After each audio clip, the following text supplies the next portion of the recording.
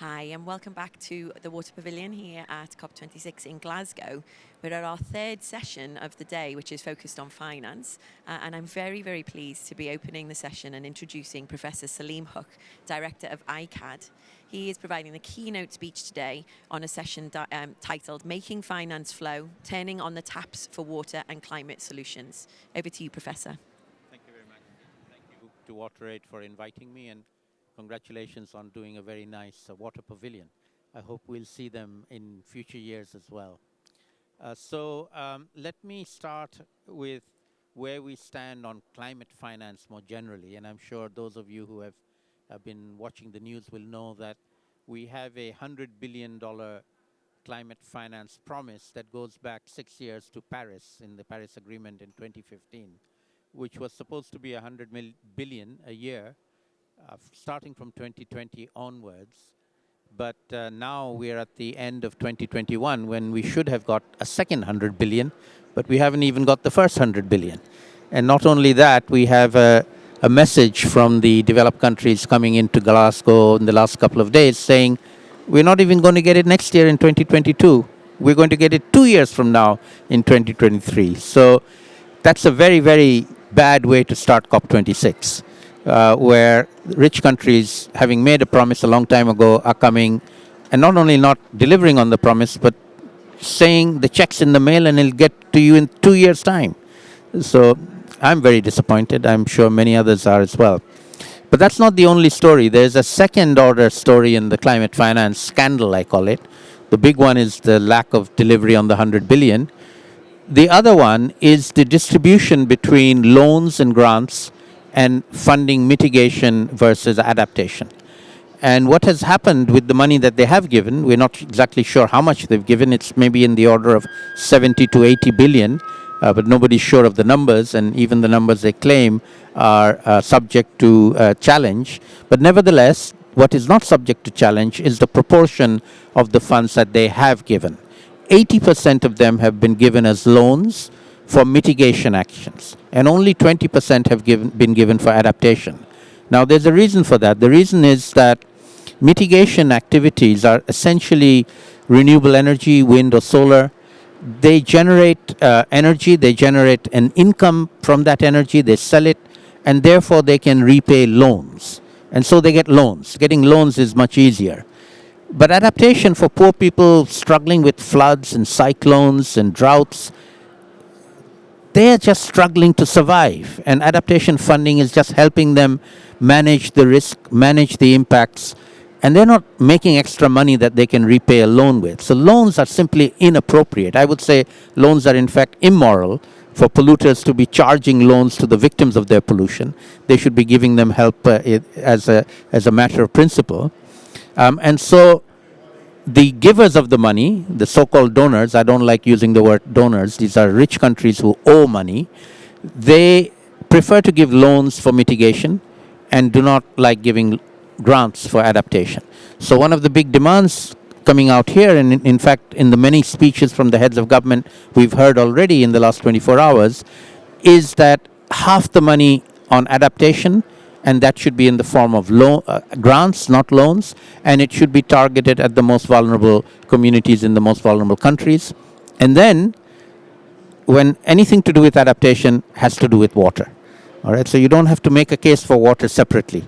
Make a case for adaptation, get the money for adaptation, and you'll find anything you want to do on adaptation will involve either too much water for floods, too little water, droughts, different quality of water, salinity in the coastal areas. Anything to do with adaptation will have doing something about water as its core. And so please join the adaptation groups and raising the funding and getting it implemented on the ground, and it will fit your core agenda of managing water at the same time. Thank you very much. Thank you so much, Professor Hawk. Those are inspiring words and very exciting to be looking at adaptation financing today. My name is Catherine Farr. I am a Senior Policy Analyst for International Climate Action at WaterAid, and it is my pleasure to moderate this session today. We are here at COP26 because we, as a global human society, have damaged the planet, and we need to figure out how to mitigate that damage for future generations and adapt to the realities that even a 1.5 degree increase will bring, especially to communities and ecosystems around the world. We need solutions, and we need to think not just about society writ large, but about two groups that we have historically ignored: the most vulnerable communities and similarly vulnerable freshwater ecosystems. Freshwater vertebrates are declining twice as fast as marine and terrestrial populations, and wetlands are shrinking 3 times faster than forests. About a quarter of the world's population lack safely managed drinking water in their homes, and nearly 1 in 2 people globally lack safely managed sanitation. While it is great to hear from experts today, we want to hear from all of you who are joining us virtually around the world in the Water Pavilion. So please send in your questions and share your thoughts on Slido. And you can do this by going to the Slido website, that's sli.do. And you can enter our event number, which is 92837, which spells water on your phone keypad. And again, that number is 92837. So please vote for any questions that you see that look interesting. And we recognize that this session is only 25 minutes long, so if we are unable to reach time to ask our participants questions from you, please know that we will be online over the next several hours getting you answers from the organizers. And this is a great moment to say that there are 4 organizers for this event today. It is the Alliance for Global Water Adaptation, the Nature Conservancy, Overseas Development Institute, or ODI, and WaterAid. We're all thrilled to be here today talking to you about nature and the most vulnerable communities. Therefore, I'd like to start off with some pre-recorded remarks by Wade Crowfoot, Secretary of California's Natural Resources Agency. Over to you, Wade.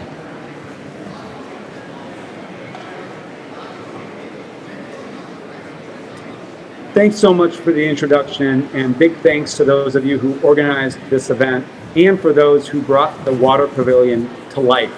I think so many of us are excited to visit the Water Pavilion during the Conference of Parties over the next couple of weeks, either in virtual or in person.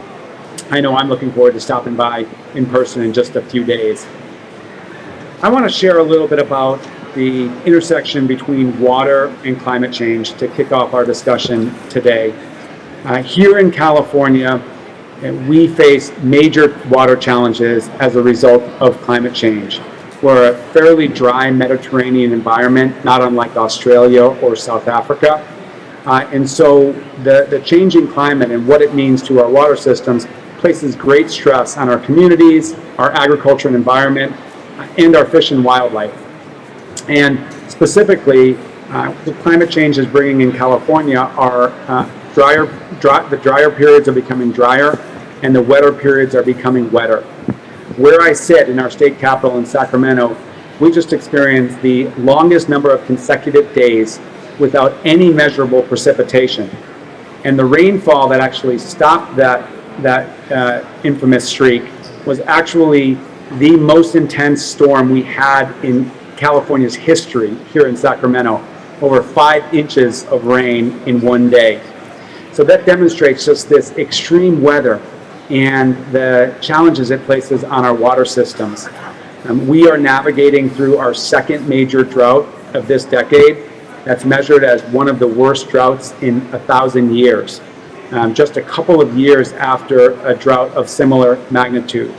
And we're contending when it does storm, these large atmospheric rivers up the Pacific, creating flooding challenges across our state. So we know we need to adapt our water systems to climate change, and we know we need to create more resilience of our communities and natural places to climate change. So what does it mean for all of us, regardless of what continent we're in or the specific challenges we face on water? And I'll share with you at least a few principles I think are important to prioritize. One is we have to understand these changes. and we have to make decisions based on science. In California, we can no longer rely on this 100-year hydrograph to predict how much snow and rain we're going to get because of a changing climate. So we need to understand how the climate's changing and what the impacts are going to be on our water systems wherever we are in the world. We need to step back then and think long and ask ourselves the question, how do our systems need to change? Our water systems need to change as a result of climate change. In California, we developed under our governor, Gavin Newsom, a water resilience portfolio, which is essentially a roadmap of actions that we're taking this decade to ensure that California is water resilient in future decades and through the end of the century. So that scientific understanding paired with that planning is absolutely essential. Then we have to take action, and we have to really adapt our systems. And I think two principles include, one is we have to reintegrate nature into our water systems, so-called nature-based solutions that will build our resilience. In California, that means taking care of our forested watersheds better, which is really where our water infrastructure systems start. It means restoring traditional floodplains that can be flooded seasonally, both to reduce flooding risks downriver and to provide important habitat for fish species like our iconic salmon. And of course, it means including any number of nature-based features, or restoring those features wherever we are. It also means taking our systems that are fairly centralized, fairly rigid, and fairly static, and making our water systems more decentralized, more dynamic, and more flexible. We can't wait. As you know, our climate impacts are only mounting as climate accelerates. And so we need to understand the science, to do the planning and strategic prioritization, and then take action. In California, we're really proud that our governor and legislature just allocated $15 billion in this last annual budget to specifically focus on climate action, ensuring that we're drought resilient, that we're flood resilient, and that all communities in our state actually can benefit from clean and safe and reliable water. In this challenge, we are aligned. Regardless of where you live in the world or where you're coming from, water challenges face us all as a result of climate change. And I'm so proud that California can participate in the collaboration happening here at the Water Pavilion and all the work we have to elevate this issue within the Conference of Parties. Thanks so much for the opportunity to share thoughts here, and good luck with the rest of the convening. Thank you, Wade. I agree. We have so much to think about in financing, and you laid out a lot of the key points in making sure that we have the science that we need to understand the future solutions, road mapping those solutions, including nature-based solutions where we can. And again, we are all in this together, and I think that's really important. It is frankly incredible to me that California announced this $15 billion in their annual budget for 2021-22 for climate resilience, Wade, that you mentioned, including funding for drought response and long-term water resilience. If that is what is needed for one state in the United States for 1 year, what is the reality that we need globally for climate resilient financing, especially for very vulnerable and emerging economies such as Bangladesh? And so to turn to our next speaker, I'd like to introduce Hassan Jahan, the country director of WaterAid Bangladesh. And Hassan, I'd like to ask you to share your experiences and insights on water sanitation and hygiene, or what we at WaterAid call WASH, and climate financing, and perhaps even how nature-based solutions could fit into that. Okay, thank you.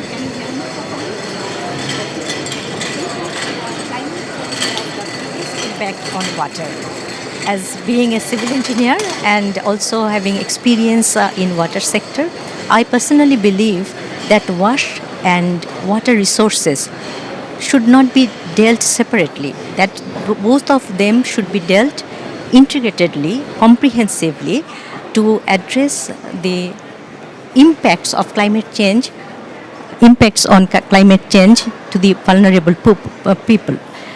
So, very recently, ECAD and WaterAid jointly undertook a policy analysis under the guidance of Dr. Salimul Haq. And in that report, there are several very interesting and important recommendations, but I will refer here only two. Number one, that WASH policies must address the long-term climate change impacts in it. This is number one. And number two, adequate financing is required to ensure sustainable WASH in the country. So for that, actually, if we really want to address these recommendations, WASH budget and climate budget must be created in partnership, and locally led adaptation should be central to this. When we talk about adaptation, naturally the word comes, as you are mentioning, that nature-based solution. Are the WASH interventions are nature-based solution? The response could be like, yes, but we don't have any proper evidence for that. And for that, actually, WaterAid together with ICAD again started another research. And in that research, we actually identified two WASH interventions: rainwater harvesting and fecal sludge management. And we are trying to look at, from the climate lens, whether those are nature-based solutions or not. And ECAD will be kind of verifying that and qualifying that after evaluating those. And this is really interesting.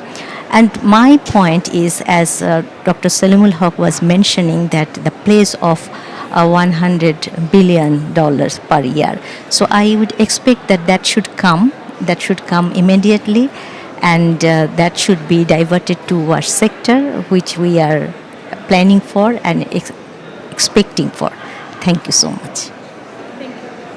Thank you, Hussein. Yeah, I think it's really interesting your point that we can look at WASH and nature-based solutions, and there are opportunities there to link these previously considered separate sectors. But I know that you and I were talking yesterday, and you were saying that actually in Bangladesh, a lot of water adaptation has always been nature-based, and this is a big connection there. To be honest, a number of solutions or locally led solutions are there, but we lack proper documentation of those and scientific evidence that those are really nature-based solutions. So this is the first step we are making with the two interventions only, and we can further expand it. And I would say that this will add knowledge to the global level as well, because this is something we have started initially and nobody has done yet. I'm really excited to see what comes out of that report. Thank you so much, Hussein. Most welcome. Having heard both Wade and Hussein describe the different kinds of challenges communities and nature around the globe are facing, particularly regarding protection of these resources, it's clear that we need to create financing for these solutions. And so we have our next speaker, Joel Kolker, who is working on the World Bank's Global Water Security and Sanitation Partnership, who is joining us virtually from the United States to chat about financial realities when it comes to funding water and climate challenges. Good morning, Joel. It's great to have you join us from Washington, D.C. at what I know is very early in the morning for you. And so I'm going to ask you to briefly walk us through the traditional challenges around water and finance, the types of climate financing that might work, and what types of water investments could achieve the types of climate outcomes that we're looking for. Thank you so much, and over to you. Thanks very much, and thanks for inviting us to this very important meeting. I want to touch on the 3 points you just raised, and I'm going to go very quickly. I do want to point out, however, globally, water is still heavily dependent on public financing. In more developed countries, private financing really comes in the form of bonds for infrastructure. And while we've seen some public-private partnerships, that's been relatively limited. On the first point, I think it's very important to stress that there are foundations around financing, and financing for climate is just as important and therefore needs to look at these foundational issues. Number one, we need more technical and financial efficiency in our service providers. And number two, our policy, institutional, and regulatory environment needs to be clear, more transparent, and really implemented with integrity. Both of those will result in more efficiency, and that's very important for public finance, and certainly then will lead to more creditworthiness, which is important in terms of collecting more private finance. All of this is true for irrigation authorities, flood control agencies, and utilities as well. So these foundational issues are things we really need to focus on if we're going to achieve our objectives in terms of climate finance. Second, I want to talk about the different types of climate finance that are available. And I'm going to try to demystify this very quickly. I want to stress you don't need to be an expert on this. There are people who have this knowledge and can be tapped into. But basically, there are three types of financing available. You can get grant financing. Professor Huck talked about that. It's critical. We need more of it. It's in short supply. And obviously, that's the preferred mechanism to finance much of our work. We also have guarantees. These are usually done by third parties. There's a lot of options out there, terms and conditions that are available. We just completed one in Angola, so it's possible to use this tool around the world. And then finally, the one that's more common is loans and bonds. And there's a lot of variations out there. You'll hear about blue bonds and green bonds and social impact bonds. The point here is on bonds, these tend to be longer term finance as opposed to loans, which are much more short term financing mechanism.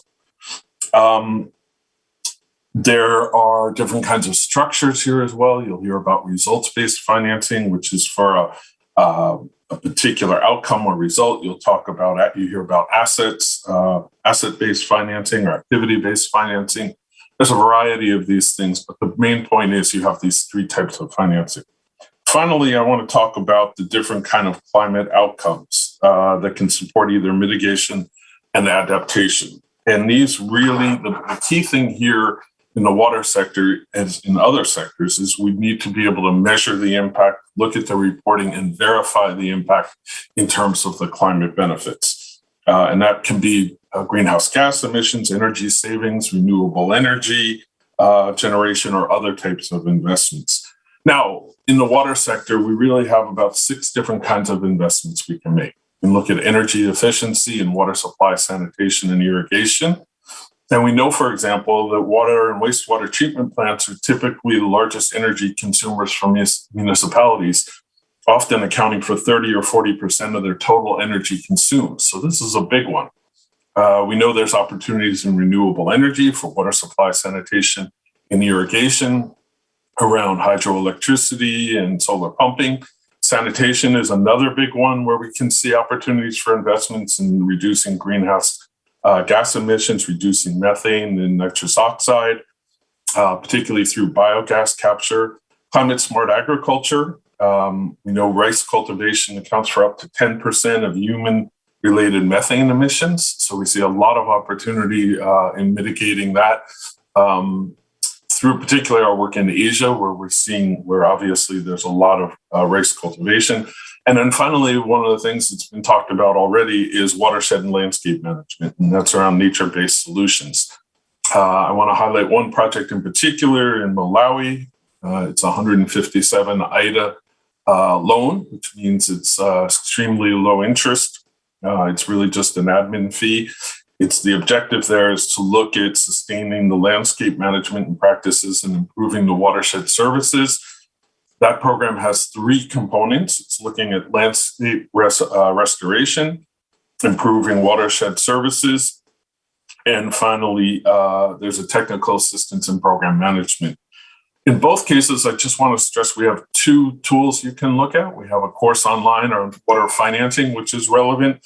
And then finally, on this issue of nature-based solutions, there's a global report that we've done called Integrating Green and Gray, which has a number of points to look at in terms of nature-based solutions and how they can contribute to our efforts to address the climate change issues. With that, I'll turn it over to Catherine, and thank you very much for allowing us to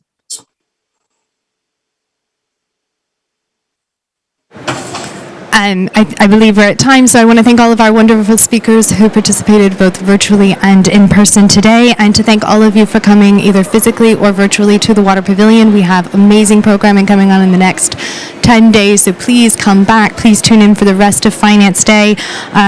Unfortunately, we haven't been able to have time for the Slido questions, but again, our organizers and speakers will be online to answer those questions in the coming hours. And if you have a question now that you'd like to put, the Slido number is 92837. That spells water on your phone keypad. So 92837. Thank you again, and enjoy the rest of your COP26.